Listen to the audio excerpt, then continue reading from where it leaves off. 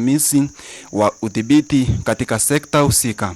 Akizungumza baada ya kuanza majukumu yake, Karemi amesema wadau wanapaswa kutarajia mageuzi makubwa katika sekta hiyo ya mchezo ya kubahatisha nchini na uongozi wake.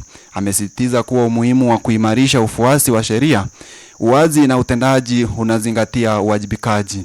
Na pia ameongeza kuwa mamlaka hiyo itaipa kipaumbele marejesho ya sera na hatua za utekelezaji ili kuhakikisha shughuli za sekta hiyo zinafanywa kwa tasnia nzima.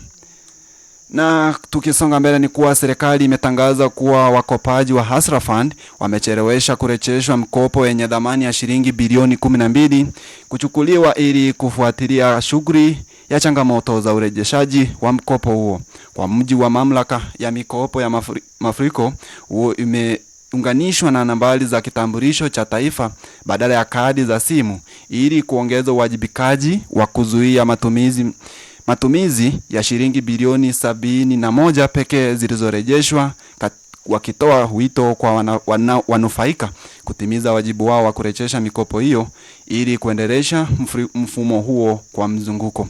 Na hapo ndipo tunatia kikomo cha habari za Vince Media. Jina langu limekuwa Brian Achae.